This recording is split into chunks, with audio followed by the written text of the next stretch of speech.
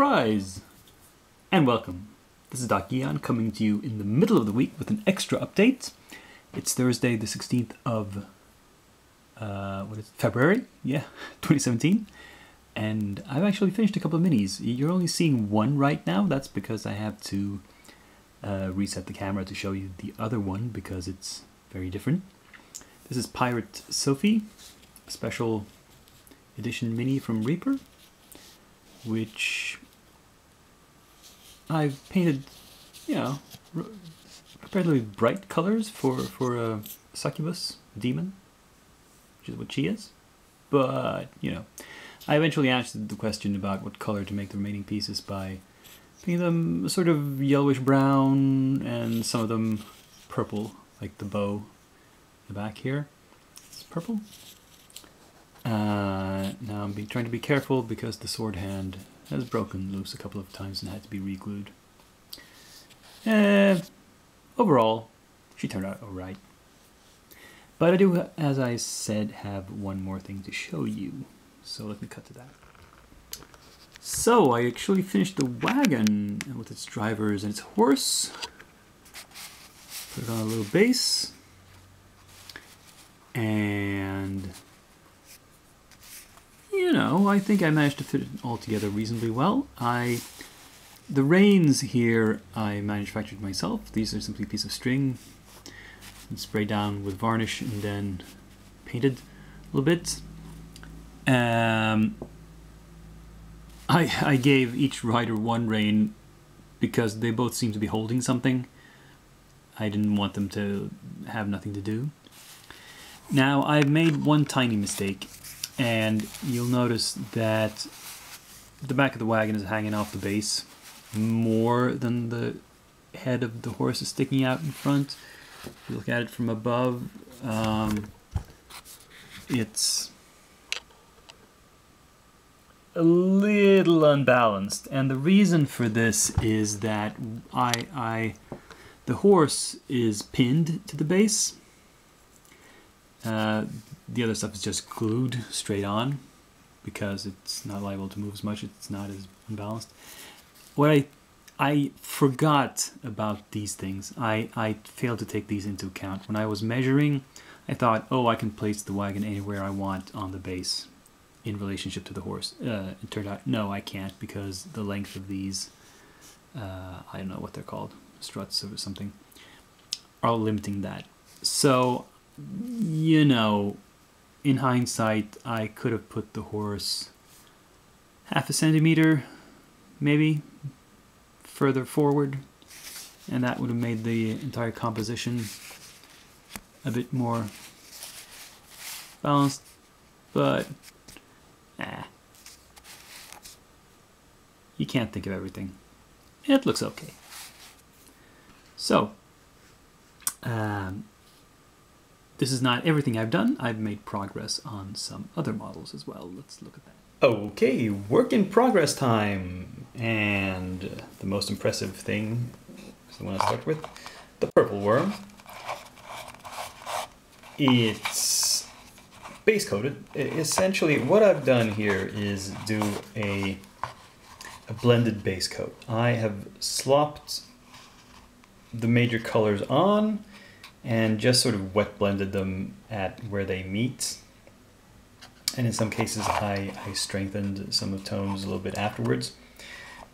And this is, well, I can show you what it is. It's a combination of, it's hex lichen for the purple, the deep reds are whole red, the underside is coat d'arms bone, and the ground is desert yellow. So this is just 4 colors and mixed and blended together in various ways. But the very lightest here is I think bone white by where is that? Right here, this one. But yeah, so this looks, you know, at a distance, looks pretty good already. Of course, it needs to be highlighted and shaded and be finessed a lot before it's finished. But it's well on the way. Now, let's move this out of the way. The other guys here, some work has been done. There's been some more base coating. This guy has been undercoated, at least for all the metallics. I've decided to go with mostly bronze armor on him to contrast, to have an iron weapon, iron axe, but otherwise mostly bronze armor, because otherwise it's all iron, it's all silvery, and I you know, somehow I just thought it would be more realistic, more easy to cast large pieces of bronze for a sort of giant armor like this. And there's some small bits of paint. I've mostly done the skin and the eyes and the hair on all of these. The Scourge of Sudurham and these two dwarves are, yeah, and they have also been undercoated for the armor and weapons. So yeah, moving forward in bits and pieces on all of them. Oh, hi there. I just thought I'd go back in time again and show you a brief progress report on the Bugharoth. This is a model of many pieces, and there are a lot of heavy metal pieces, so I've been pinning a lot. I've attached the head. There is a pin from the neck into the head, and you can see now there's a pin here for the tail, one in each arm stub for the hands, and even here in the sides for these largest horns. I thought they would not, I didn't want to just glue them surface to surface. And in fact, I've even drilled out, because there's a ridge of spikes along his back, these things, and there were holes pre-molded into them, not very deep ones, very shallow ones. So I've drilled those out some more so that I can put pins in them. I'm using brass rod, 1.5 mil. I'm not sure if I can drill into these though. We'll have to see. If I'll take these off the sprue and look at them first to see if I can add guide holes into them. If so, I will pin everything here. There's 1, 2, 3, 4, 5 along here. Then I have 4 more. There's 2 smaller ones on the top of the head, 1 on the nose, and 1 on the chin. So there's quite a lot of spikes and horns on this guy. Well, let's see where the next stage is. You know, just for fun, this is what he looks like fully assembled and added to a green stuff base. Now, I did wind up pinning all the horns on his head. However, the spikes down his back, they were too small. They're just held in place by super glue and a prayer. But as I said, the hands are pinned, the tail is pinned, these big horns are pinned. And of course he's pinned here. He's relatively well balanced. I think maybe the tail and this sword held out behind him helps counterbalance the fact that he's posed heading forwards. I was wrong to say that it was a come at me pose. I thought he was standing upright and just arms spread like that, but he's actually charging forward like he's trying to grapple somebody. Now I have to make sure not to touch these spikes, of course, because they're held on with super glue with accelerant, because otherwise I would have been here all day. And yeah, they're probably very brittle. And of course you can see lots of tiny cracks. I'm going to go in with my trusty plastic putty and do some gap filling later on, maybe tomorrow. I want to make sure that the glue is fully set and evaporated any remnants of it before I do that. But yeah, then we'll go on. And here we have these primed and ready. Now this guy, and I put them, I've primed them white, and I've just base coated the bases. This guy is almost too large for his base. I probably should have gone with a smaller base for him, but oh well, maybe next time. Here's one of the elementalists.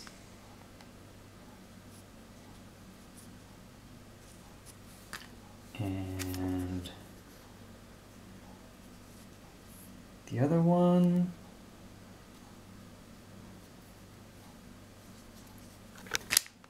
finally, the demon.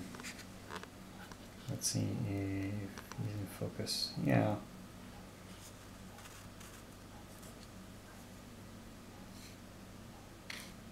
Very dramatic.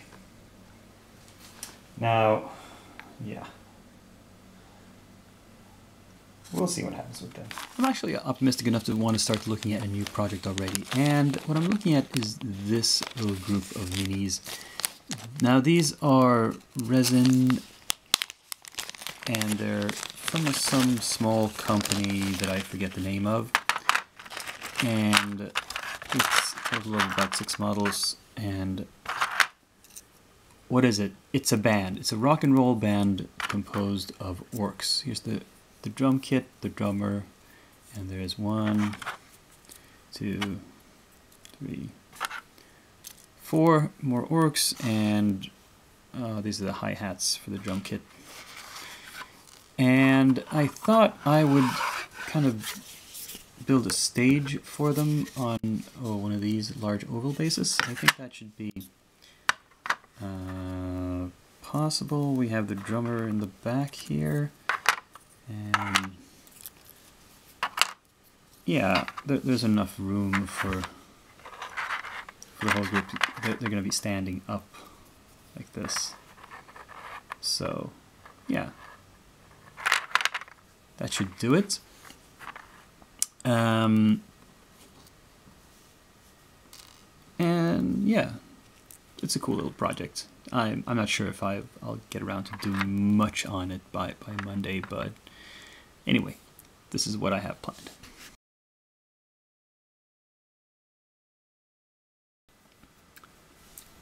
For this midweek's entries finish, I'd like to unbox something for you. This is not miniatures. It's not even miniatures related really, but it's gaming related. It's the result of a Kickstarter, and it is for condition cards for D&D 5e. It can't say D&D officially on them, but you can say 5e, and you can use the terminology without a license. And so there's 2 packs of cards. These specific cards are separate because they were a stretch goal for the Kickstarter only. I don't believe they will be included if you can buy these separately, but they won't have the intoxicated cards. 4 of them, in case the whole group gets drunk, whole party. And you have here the instructions. Oh, there we go, and now you can read the text. So, if somebody gets drunk in game, you hand them this card, so they remember what the effects are. You don't have to keep reminding them. Now the other condition cards. And now, as you can see, I have unboxed them already so far as to take off all the shrink wrap. There was a shrink wrap around the box, and then there was more shrink wrap around the cards themselves inside the box. And first you have just a general ad to the games company. There's the open game license telling you they have the rights to use these terms. And then there's a lot of cards. Let's see, there's 4 blinded cards, and again, description on the back. Charmed, again, 4 of them. Deafened, only 2. That doesn't happen as often. Frightened, of course, with an undead.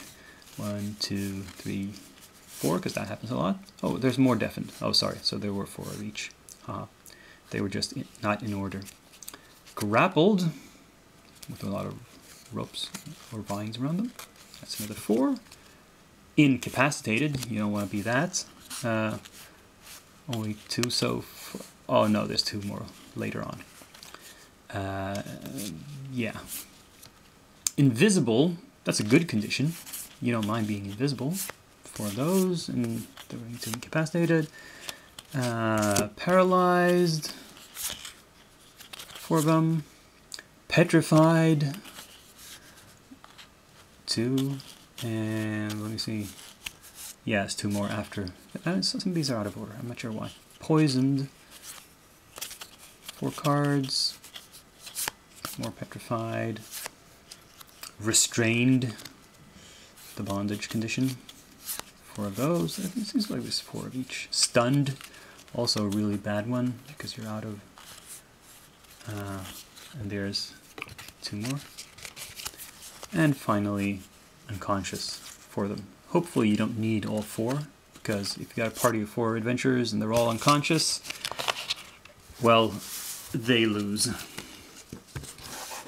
Then there's the combat cards. What's the difference between combat cards and condition cards? Well, conditions can be given to you by a lot of different things.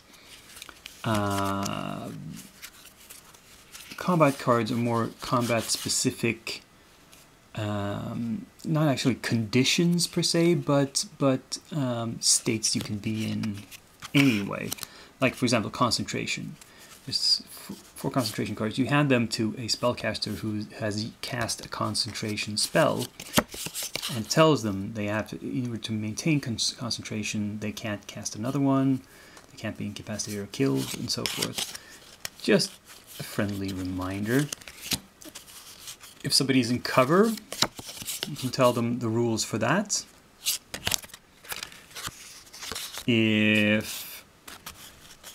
What's next? If you're dying, yeah, you need to be reminded what that means. And if you're exhausted, there's an explanation, I think, of all the levels of exhaustion. And again, they're out of order, so there's 2 more dying.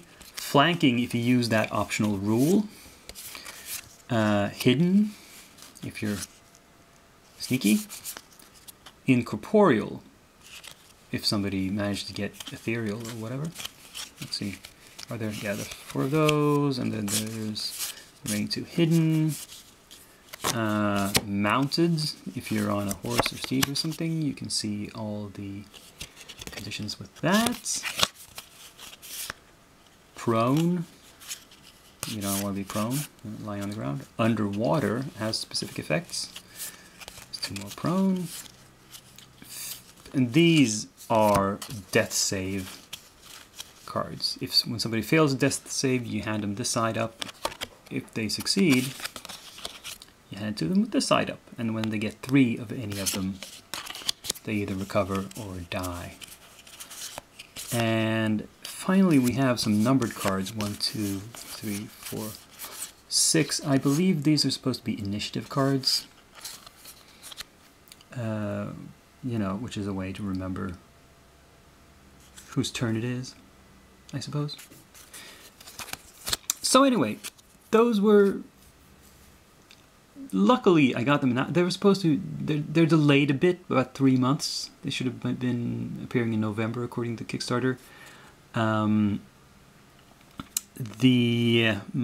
D&D campaign has maybe 3 or 4 sessions left before it winds down, so this was in the nick of time. But, you know, I'll probably play D&D more again in the future, and then I can get some more use out of them. Anyway, that was a long unboxing. I hope it was interesting to some of you. I will call it a video, and until next time, this is Dakian, signing off.